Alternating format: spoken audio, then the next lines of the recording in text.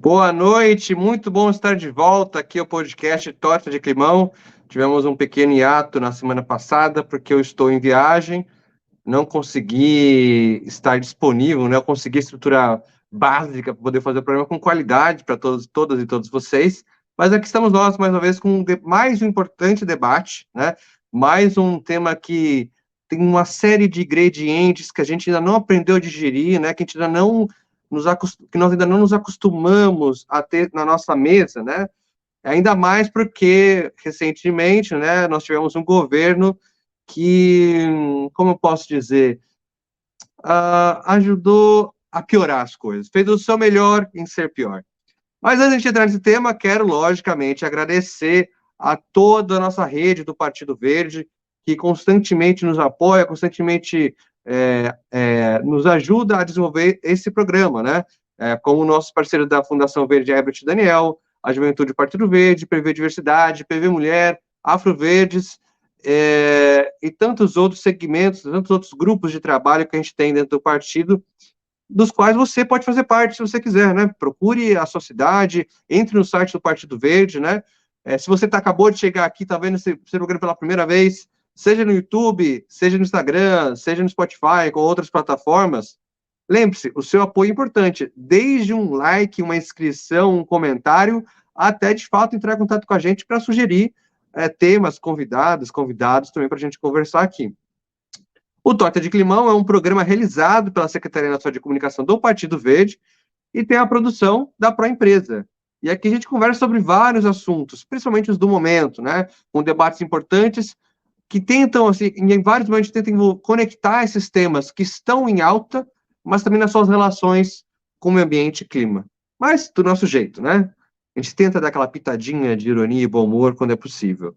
E hoje a gente vai falar sobre os avanços e desafios do combate à homofobia.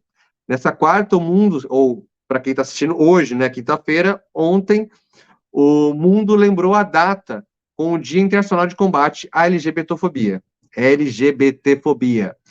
O dossiê de mortes e violências contra os LGBTIA+, no Brasil, revela que durante o ano de 2022 ocorreram 273 mortes de forma violenta no país. Dessas mortes, 228 foram assassinatos, 30 suicídios e 15 outras causas. Outro dado importante é que as pessoas trans chegam a sofrer até 25 vezes mais episódios de violência sexual do que homens heterocis, como essa pessoa que está falando com vocês agora. Ou seja, a pesquisa nos dá um retrato de intolerância que o público LGBTQIAP+, sofre diariamente no Brasil, inflado nos últimos anos pelo discurso de ódio da extrema-direita, que apesar de ter saído do governo federal, ainda está em peso no nosso Congresso. Precisamos todos e todas nos colocar à disposição para debater o assunto e construir políticas públicas que ponham fim à discriminação de gênero, juntamente com todas as demais formas de preconceito vividas por tantas brasileiras e tantos brasileiros dos dias que nós vivemos. Mas eu já falei demais e hoje eu tenho aqui duas convidadas que entendem muito do assunto, muito mais do que eu poderei qualquer dia entender, e vão poder nos ajudar no panorama geral sobre a pauta e quais são os desafios, mas também o que a gente tem, talvez, a celebrar na luta de tantas pessoas que, historicamente, vêm dedicando suas vidas para conseguir que isso deixe de acontecer, que a gente possa superar esses desafios que a gente vai tentar nomear aqui hoje. E vou apresentar primeiro a Fê Maidel, que é uma mulher trans, psicóloga, cineasta, artista plástica, ativista, palestrante e mãe. Ex-assessora na coordenação de políticas públicas para LGBTI do município de São Paulo, ex-presidente do Conselho Municipal LGBTI, presidente do Conselho da Diversa Arte e Cultura. Conosco aqui também a Priscila Manso, que foi a primeira representante do PV no Conselho Nacional de Juventude, é estrategista em redes sociais e atualmente está como secretária de comunicação do PV no Espírito Santo e integra também a equipe da Proempresa. Então, bora começar com essa conversa aqui. Apresentei primeiro a Fê, então quero dar as boas-vindas, né? E quero primeiro que possa conversar contigo, dando seu boa noite para quem está aqui com a gente, ou até mesmo ainda falar algo sobre você que eu não tenha citado aqui nessa prestação institucional, que não resume muito bem, né, quem você é de fato, né? Pode adicionar mais alguma informação se quiser. Boa noite a todos, todas. É um prazer e uma honra estar aqui com vocês. Eu venho de uma jornada de 2 anos no serviço público, e agora estou aqui para trocar conhecimento, né. É muito importante para mim esse convite. Eu acabo de me filiar ao PV, faz coisa de 2 meses, e ser convidada, me me me traz muita honra, né. Acho que eu posso acrescentar, e estou aqui para a gente conversar um pouco sobre o que a gente está vivendo. Muito obrigado. Priscila, a gente já se fala quase que diariamente, mas agora é um prazer também tê-la aqui no programa ao vivo. Também muito boas-vindas aqui e obrigado por topar participar com a gente. Dê o seu boa noite. Obrigada, Luciana. Na verdade, assim, agradecer também a Mariana, né, que é secretária nacional de comunicação do Partido Verde, pelo convite. E eu espero contribuir nessa noite aí com esse debate que é tão importante, né, e tão caro para o Partido Verde. E é isso. Muito obrigada, Luciano. E boa noite a todos que estão assistindo a gente no YouTube, no Instagram e depois no Spotify. Legal. Lembrando que quem está acompanhando a gente ao vivo, em qualquer uma das plataformas, Facebook, Instagram, YouTube, por favor, se quiser fazer algum tipo de comentário, pergunta, né, dar um seu relato, trazer alguma questão para que a gente possa conversar a respeito, fiquem à vontade, a nossa equipe está acompanhando o chat nessas 3 plataformas, será um prazer também ouvir as suas vozes. Bom, Fê, se você puder, como eu li aqui, você já ocupou e ocupa muitos espaços.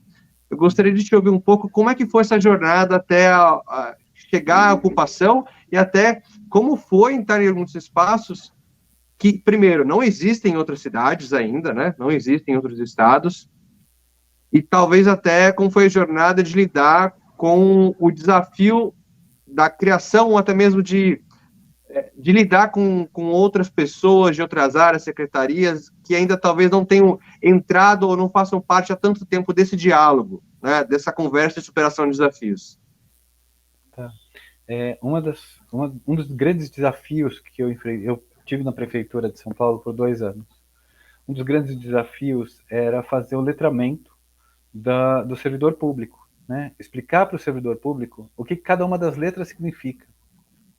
Isso demonstra que existe um certo desconhecimento, quase uma ignorância do que é a nossa população, o que são as pessoas LGBT e como elas estão inseridas na nossa sociedade, né? Mostrar um pouco para essas pessoas que lidam com a população todos os dias quão variada é a população, né? Quantas pessoas diferentes a gente lida todos os dias e como lidar com cada uma dessas possibilidades. Além de fazer esse letramento, eu cuidei por 2 anos também do Transcidadania, que é um programa da prefeitura que já tem aí algo em torno de 8, está fazendo 8 anos agora, de elevação escolar e elevação de renda para pessoas trans que estão em vulnerabilidade. É um programa que tem recebido grande atenção da prefeitura como política de Estado, não só de governo. Vários partidos assumiram a prefeitura e sustentaram esse programa, o que eu acho que é muito importante.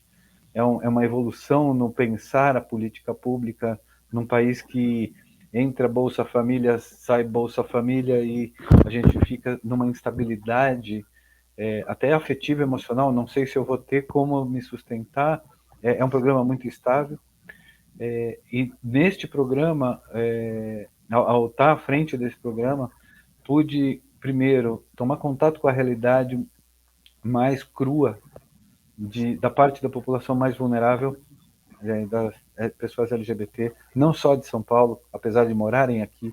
Metade das pessoas que estão no programa vieram de outros estados. E metade das pessoas de São Paulo são do estado e não da cidade. Então, assim, é um aporte, existe uma migração para a nossa cidade, especialmente, como polo concentrador de esperança. São Paulo é um lugar mais seguro para a população LGBT hoje no país, por conta desse chamado, tá? O Rio de Janeiro tem uma boa infraestrutura, o Estado do Rio de Janeiro tem uma boa infraestrutura com os centros de cidadania, mas são poucos. A gente precisa de mais apoio, a gente precisa de mais centros de cidadania que acolham as demandas dessa população e aportem, que consigam acolher a demanda e devolver a essa população perspectiva de se colocar na cidade que mora, ter emprego, ter moradia, ter respeito, ter segurança. Isso são coisas que são muito importantes, que no trabalho que eu fiz, no dia a dia, a gente sente que as pessoas nos procuraram contando as histórias de como chegaram aqui, e, em geral, elas tinham uma história de muito sacrifício e muita esperança em conseguir encontrar um lugar bom de viver. É realmente interessante ver o quanto, a partir do momento que você cria política pública, por mais que às vezes as pessoas acabem dizendo que não é necessário, para quê, a gente pode ver na prática os efeitos, né, e como ela pode reverberar na vida de tantas pessoas, apesar dessas pessoas serem constantemente invisibilizadas, né, ou até tratadas como piada por certos comediantes, né, que estão reclamando aí da sua liberdade de expressão, reclamando muito no Twitter por causa disso. Eu já volto para você, porque eu quero te ouvir também sobre a sua perspectiva do que pode vir do governo federal nessa linha, né? Agora com esse novo governo. Mas antes, Pri, qual que é a sua história com a pauta? Você também, eu citei alguns espaços que você ocupou, né? Eu queria ouvir a sua perspectiva, né? Dentro dessa superação de desafios ou algo a celebrar, né? Algumas conquistas que de repente você possa ter presenciado durante sua vida nessa questão. Queria que você desse um pouco mais de informação também da sua perspectiva agora para a gente.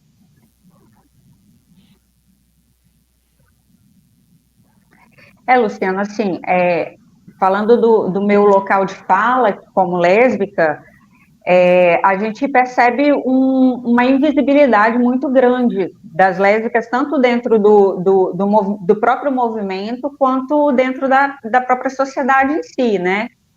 A gente observa, assim, que no Brasil a gente tem majoritariamente 2 perfis de lésbicas. Ou são motivo de chacota, de ridicularização, ou são motivo de fetichismo, né? O machismo dentro do Brasil, ele é tão estrutural que você ouve muito, você pode até ser lésbica, mas entre 4 paredes. Você não pode demonstrar publicamente a sua sexualidade. Você não precisa ficar contando para todo mundo que você é lésbica. Ou então ainda, né? Adoro ver 2 mulheres, posso entrar no meio? Então, assim, a gente vê isso muito no nosso dia a dia, né?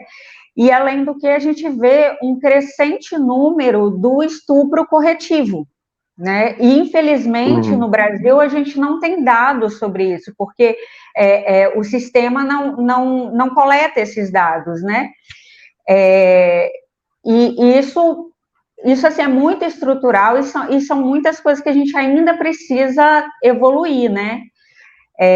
E passando para outra questão também, que é muito visível, essa invisibilidade, por exemplo, quando a gente trata da saúde da lésbica, que os ginecologistas hoje, eles não estão preparados para atender, eles não perguntam sobre a orientação sexual, e quando essa lésbica tem a coragem de dizer que ela é lésbica, o ginecologista não está preparado para dar uma orientação de como fazer um sexo seguro. Então, assim, todo esse panorama coloca a mulher lésbica ainda mais à margem, né, de toda as políticas públicas mesmo e de todos os direitos que ela tem. A gente vive numa sociedade muito preconceituosa, né? E ainda na questão da saúde, por exemplo, o homossexual até 2020 não podia doar sangue. Então, assim, só depois da pandemia, aconteceu a pandemia, precisava de sangue, os hemocentros todos loucos por sangue, que se foi derrubada essa proibição. Então, assim, em 2020 a gente está falando, né?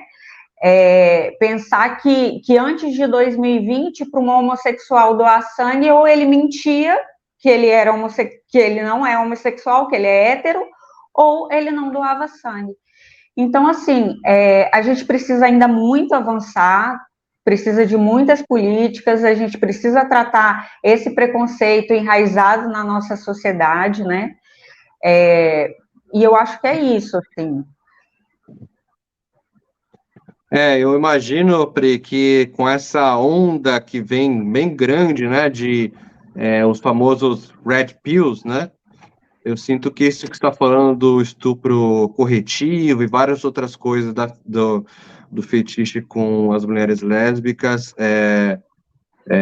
eu imagino que isso deve ter algum tipo de potência, mas como você disse, não há dados coletados, né, nesse sentido, porque a gente vê o quanto que esse movimento, essa onda, coloca as mulheres, de forma geral, nesse lugar de um objeto, né, objeto para uso do homem incel, do homem, né, aquele celibatário involuntário, né, para quem não conhece esse termo, que tem sido alimentado sobre o que é o homem alfa, né, o sigma, e assim, todos esses outros termos, que acho que valeria a pena um programa só para a gente entender a fundo o que é tudo isso que está surgindo, não está surgindo, mas que já existe há um tempo e saiu do bueiro, né, saiu do bueiro com grande força agora, graças a muitos debates a respeito.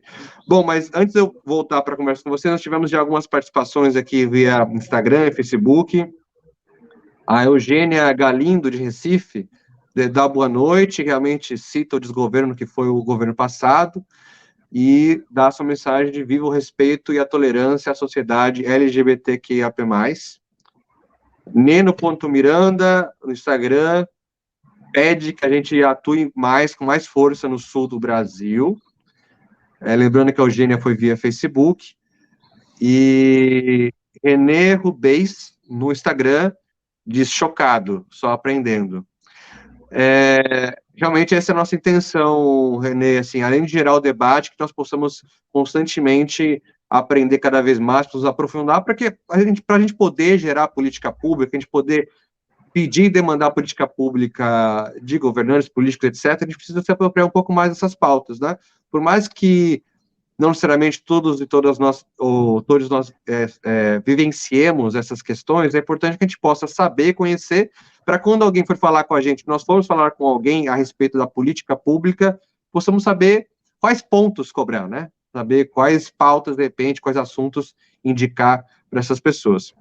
Agora, Fê, como eu disse, eu queria que você pudesse falar um pouco para a gente, agora que a gente está num novo momento de país, um novo governo, né? Aberto para, né, todos os conselhos participativos voltando, né, a política pública de debate voltando, né, a estrutura sendo aberta mais uma vez, o que se espera? Do seu ponto de vista, o que se espera para esses próximos 4 anos e que a gente poderia vislumbrar como um avanço palpável, né, que seria muito importante do seu ponto de vista? A população LGBT mostrou que é visível. Isso é muito importante de perceber. Teve um comentário agora da invisibilidade lésbica. A gente conseguiu, no dia da visibilidade lésbica do ano passado, a gente fez uma roda de conversa com 2 ginecologistas e elas colocaram o seguinte ponto: homens trans e mulheres lésbicas não vão ao serviço público de saúde por conta do espéculo. O espéculo é o instrumento do médico que ele usa para abrir o campo, para fazer o exame. Como isso varia de pessoa para pessoa, o serviço público só contava com um tamanho, isso machuca as pessoas não vão para ser machucadas. A partir dessa roda de conversa, foi feito um novo edital para compra de material novo. Então, assim, o que resultou dessa roda de conversa e resulta como experiência a ser aprendida? A gente precisa reclamar. A gente precisa mostrar que temos temos um desejo, temos uma demanda, a gente quer avançar nas discussões. Não é só eu quero este ponto, eu quero ter dignidade, eu quero respeito, eu quero não ser xingada na rua. Tudo isso tem que vir e ser ouvido pelo poder público. E principalmente pelo legislativo, que é muito inerte no país como um todo. né? A maior parte das ações em prol da nossa coletividade são tomadas ou pelo executivo ou judicializadas.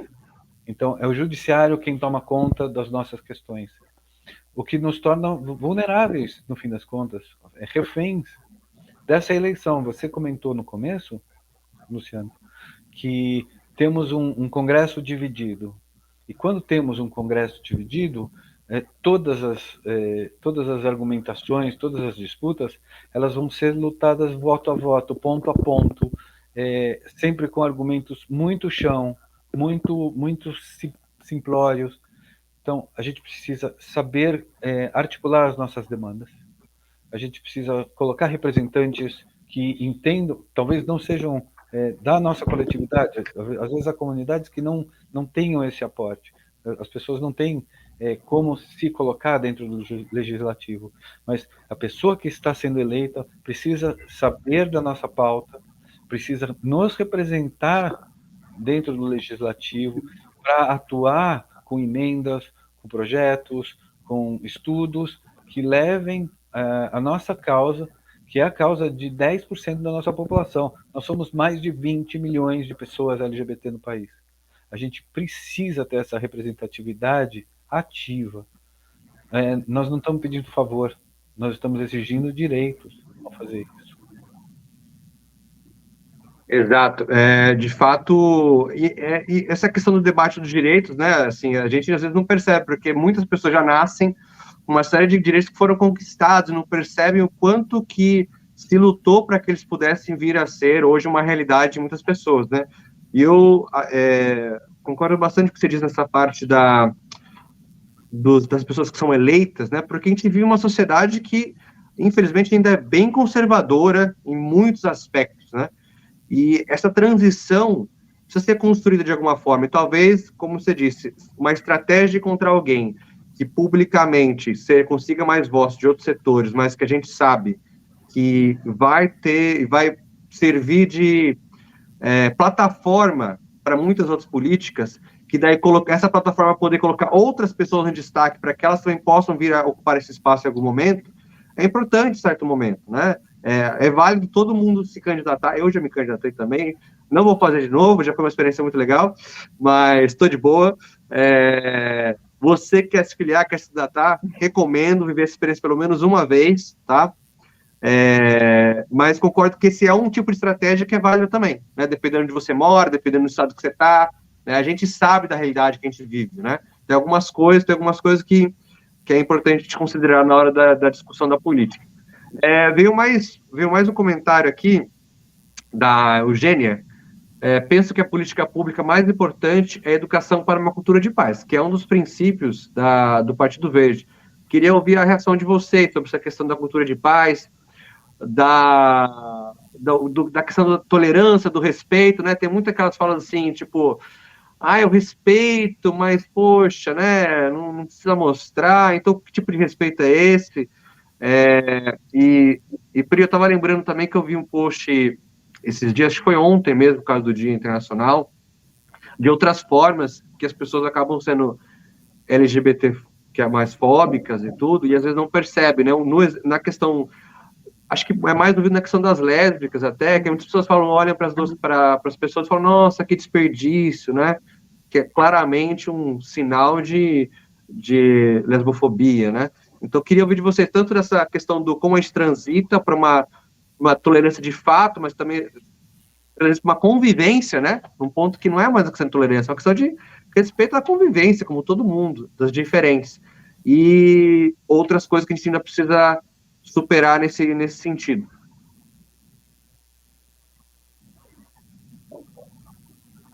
A Pri primeiro, não, realmente, assim, a gente ouve muita coisa, né? Essa questão de que desperdício, a gente ouve demais isso. Tanto as mulheres quanto os homens também ouvem. Então, assim, eu até tenho amigos gays, né? Então, são todas falas que estão muito enraizadas nessa sociedade heteronormativa que a gente vive, né? Eu tive uma experiência de morar 3 anos na Espanha e a diferença é gritante, assim. é um país que realmente respeita o homossexual em todas as suas formas. Então, assim, você vê os homossexuais andando de mão dada na rua, você vê eles trocando carinho na rua como se fosse um casal hétero. Então, assim, não existe a diferença porque é gay, porque é lésbica, ou qualquer outro gênero, ter um tratamento diferenciado. Isso não existe lá. E aqui no Brasil a gente precisa evoluir muito ainda. A gente tem a questão do racismo estrutural, a gente tem essa questão do preconceito, a LGBTfobia, né?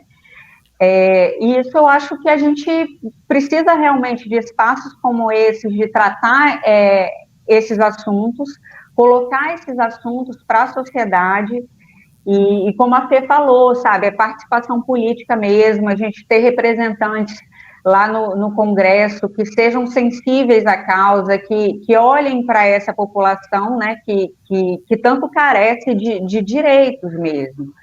Mas, assim, a gente tem também evoluído. Eu acho que a gente também precisa falar das coisas boas. Essa semana, por exemplo, nosso deputado Bacelar apresentou um PL que garante aos casais homoafetivos estabilidade no emprego e a concessão do salário maternidade e paternidade para aqueles que tenham filhos através de inseminação artificial, desde que eles sejam contribuintes da Previdência Social. Então, assim, a gente pensar que nós estamos no ano de 2023 e um casal homoafetivo que vai gerar um filho, ele não tem um salário maternidade, não tem um salário paternidade. Então, assim, o nosso deputado Bacelar apresentou essa semana esse PL, e eu acho que a gente tem que ficar atento, tem que pressionar mesmo a Câmara para que esse projeto vire, de fato, uma lei, e seja mais uma conquista aí para essa população. Uma equiparação, né?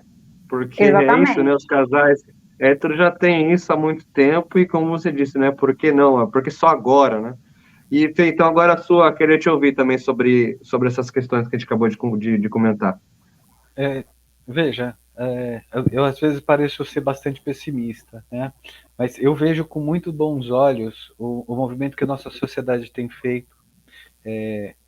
Eu tô fazendo 58 anos agora e comecei minha transição há uns 10 anos atrás. Então, eu vivi a década de 80, eu vivi bastante próximo da Operação Tarântula, em que era explícito o preconceito na rua.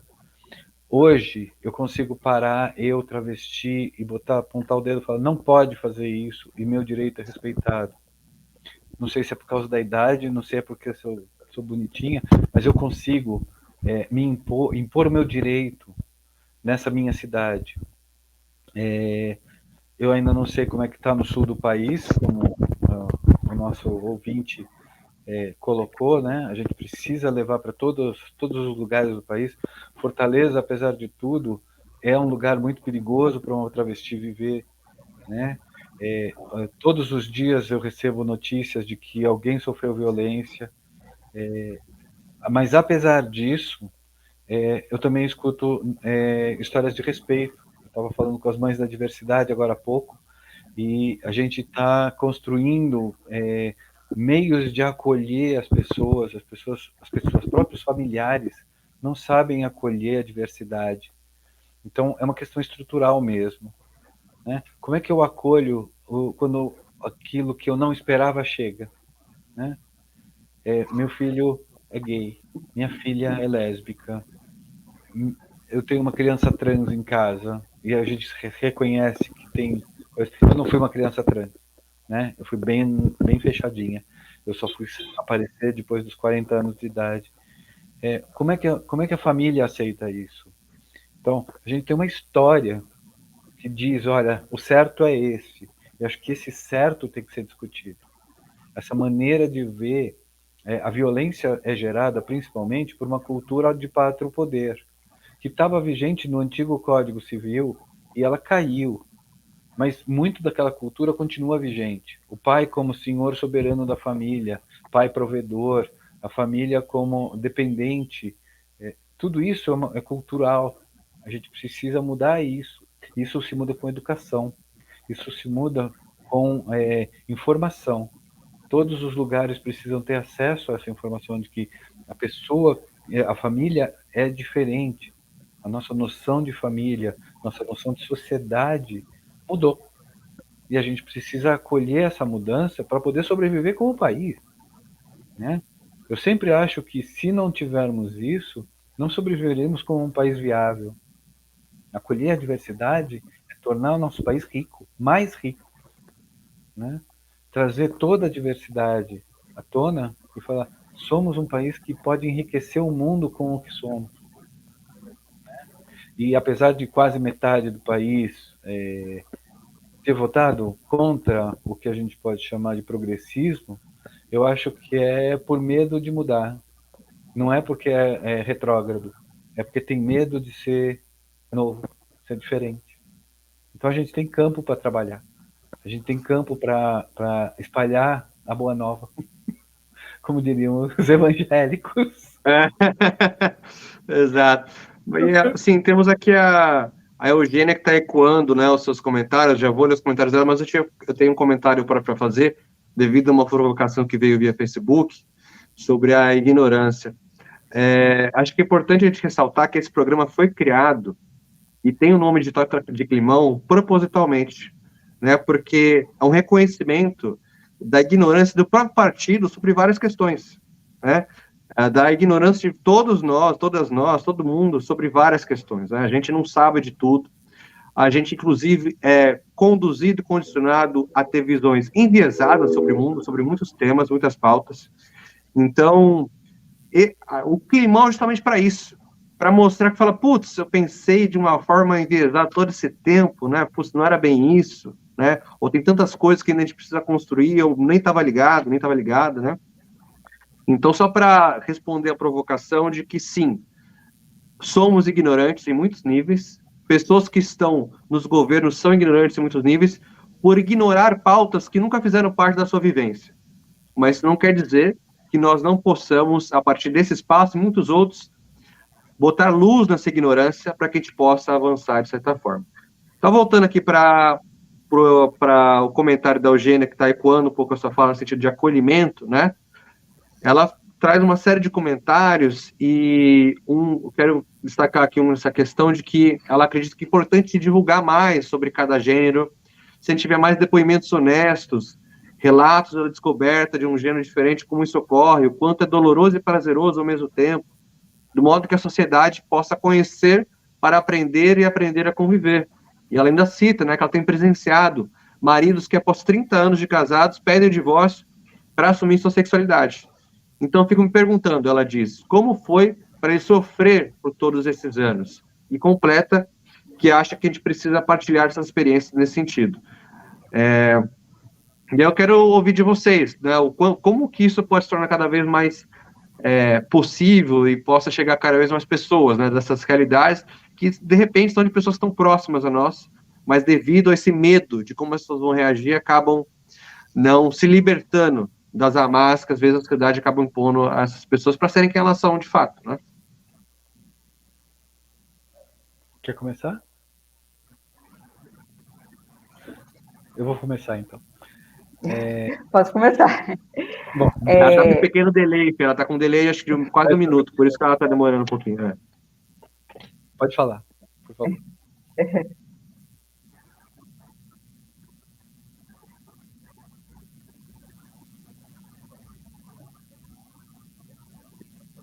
Então, eu falo? Então, vamos lá. Você tá com... Essa questão, assim... Então, essa questão da gente falar mais sobre isso realmente é muito importante. Eu acho que a gente precisa ter mais espaços, porque quanto mais informação a gente tem, mais fácil é da gente estar realmente mudando essa mentalidade dessa sociedade heteronormativa, né? A gente ainda é um país que mais mata pessoas LGBT no mundo, e a gente realmente precisa falar sobre isso. Para você ter uma ideia, assim, o meu processo, por exemplo, de reconhecimento, de eu me reconhecer lésbica, ele foi muito demorado, ele não foi, assim, da noite para o dia, né? Na época, por exemplo, eu trabalhava dentro da Secretaria de Direitos Humanos, aqui da minha cidade, e eu demorei um tempão para falar para as pessoas que eu era lésbica. E olha que a gente fazia um monte de evento, a gente fazia um monte de palestra, a gente defendia a questão LGBT, e mesmo dentro daquele ambiente que teoricamente seria um ambiente seguro, eu não me sentia segura para expor isso. Porque dentro de mim eu tinha esse preconceito também enraizado, porque vem lá de trás, vem da nossa criação, vem da nossa sociedade como um todo, né? Então, assim, realmente é muito difícil esse processo de você se aceitar, de você se assumir.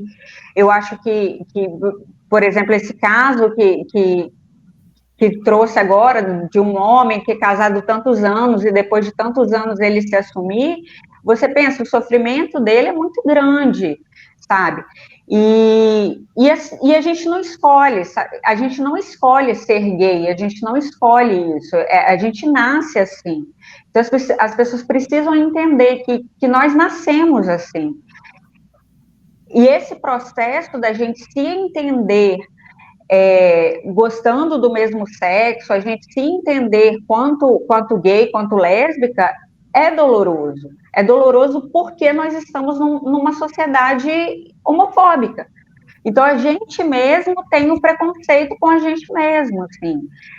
Por isso que é tão importante a gente debater esse assunto, a gente trazer esse assunto tanto para as escolas quanto para o debate com os deputados, nas nossas cidades, com os vereadores.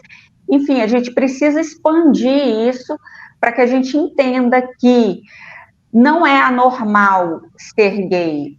Nós não somos uma aberração. A gente nasceu assim, a gente merece respeito, a gente merece amor, a gente merece todos os direitos que qualquer hétero tem ou teria. Eu acho que é isso. Eu vou compartilhar alguns pedaços da minha história. Eu passei uns 40 anos dentro do armário. Então, meu armário não tem tempo, ele tem profundidade, né? A primeira vez que eu me reconheci, como eu me reconheço hoje, eu devia ter uns 8, 9 anos de idade. E a primeira coisa que me veio à cabeça naquele momento é: sou errada. E isso gera uma série de constrangimentos no convívio com as pessoas. Se eu sou errado, eu preciso controlar o tempo todo como eu falo, como eu reajo, como eu expresso e como eu sou no mundo. O que limita muito, porque você está o tempo todo se observando e convivendo. Então isso interfere, no meu caso, quando criança, na escola, no fazer amigos, no fazer esportes, tudo é influenciado por essa visão de não estou encaixando. Eu estou falando de algo que aconteceu na década de 70, auge da ditadura. O presidente ainda era o Geisel. Estava entrando o Geisel. Só para vocês terem uma ideia de quanto tempo isso faz. Existia uma sombra no país de que se você estiver fazendo algo errado, algo muito ruim pode acontecer. Não só com você, mas com muita gente. Eu era uma criança que, por incrível que pareça, era informada. Então eu sabia que tinha alguma coisa acontecendo. Antes dos 10 anos de idade, eu sabia que aqueles recortes do jornal que tinham nada, tinha alguma coisa ali. Quando você olha para a sua própria história e fala assim: eu devo ter sofrido mais do que eu consigo conceber, o motivo de estar aqui traz a gente a esse lugar de fala, de como é que eu posso ajudar as pessoas que estão em situação semelhante hoje a lidarem com essa questão, porque há perdas. Quando você se assume, quando você se entende, você vai ter que encarar as possíveis perdas, quais os ganhos, como negociar isso dentro dos teus afetos.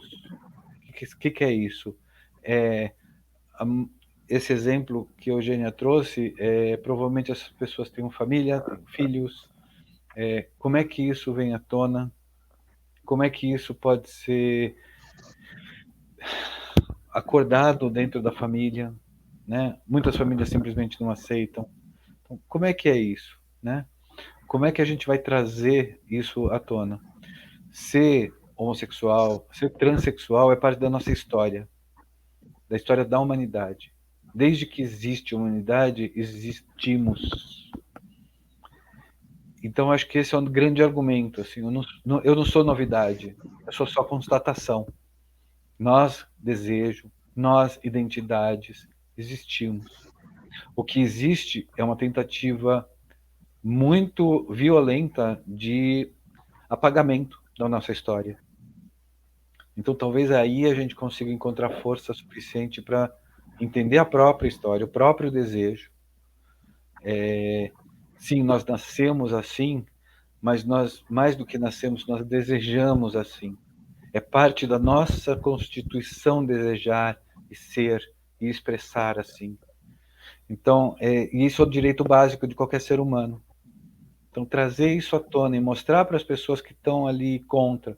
Não estou falando tente sustentar um casamento, não faça isso. Vai trazer mais sofrimento, mas negocia essa relação afetiva para que você possa ser o mais autêntico, o mais genuíno possível dentro da tua própria história. Você que é gay, você que é lésbica, você que é pansexual, você que é trans, seja autêntico consigo mesmo primeiro, para que você possa contar para o mundo a sua história, a sua experiência. E é disso que se trata o orgulho, tá? Eu tenho orgulho de ter pensado muito no que eu sou. Eu tenho orgulho de ser o que eu sou porque eu pensei muito a respeito. Eu não sou um acaso da natureza. Eu sou muita reflexão. Legal, muito obrigado pelos relatos, contribuições de vocês. Eu vou para os últimos comentários aqui, porque a gente está chegando no final do programa. Quero agradecer a você também que tem aí participado dessa conversa pelo Facebook, pelo Instagram, pelo YouTube, né? E você também que vai participar depois. Se você chegou até aqui e gostou da conversa, quer continuar participando, pode mandar mensagem para a gente, né? Seja ali no YouTube, seja depois no Instagram do Partido Verde. E eu vou pedir para você contribuir para que essa conversa chegue mais pessoas. Como? Tem que brincar com o algoritmo. Tem que dar like, tem que compartilhar, tem que comentar, porque senão o algoritmo não vai ajudar a gente, pessoal. Infelizmente, é assim que o mundo da internet funciona. E eu desculpa ficar aqui pedindo, mas faz parte do meu papel. Bom, nós temos aqui os comentários René Rubens, dizendo que se identifica, né? Eu acredito que foi na hora que a Pri estava falando. J. Patrício Lira fala que é casado oficialmente há 20 anos, imagino um casamento afetivo, pelo que está falando, mas mesmo assim temos que lidar com preconceito de todos os lados e é delicado, não é nada fácil. A Eugênia dá parabéns para a gente aqui no debate, diz que é uma excelente contribuição. Maria Costa, via Facebook, parabéns pela explanação de todos, Deus abençoe vocês. Aí mais um comentário da Eugênia, acabou de chegar. A humanidade sempre, excelente contribuição, isso mesmo, a humanidade sempre lidou com isso, então é preciso reconhecer essa realidade como algo inerente à pessoa humana e às sociedades.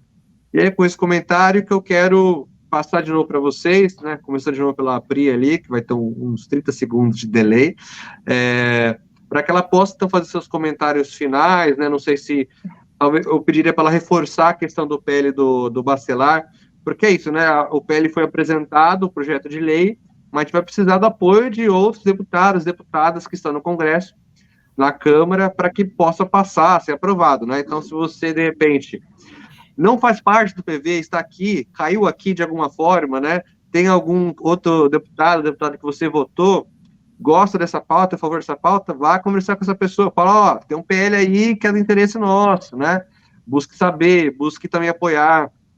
Então, vou passar para você, para fazer suas considerações, e logo em seguida, a Fê.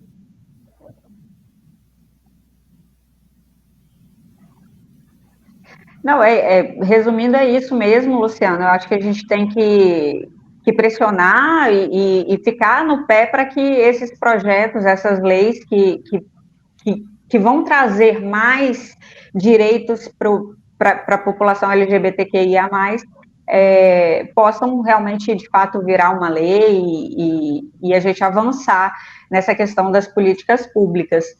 E, no mais, é isso. Queria agradecer, eu vi que a Mari entrou. Beijo, Mari, obrigada pelo convite, pela oportunidade. Agradecer a todo mundo que está assistindo no ao vivo e quem vai assistir depois a gravação. E nós estamos aí, eu acho que o Partido Verde está de portas abertas para continuar fazendo o debate contra a LGBTfobia, e a gente precisa avançar mais e vamos criar mais espaços de diálogo, vamos ocupar mais espaços para que a gente faça uma sociedade com mais respeito, com mais amor, né? E lutar contra o preconceito. É isso, no mais, boa noite a todos.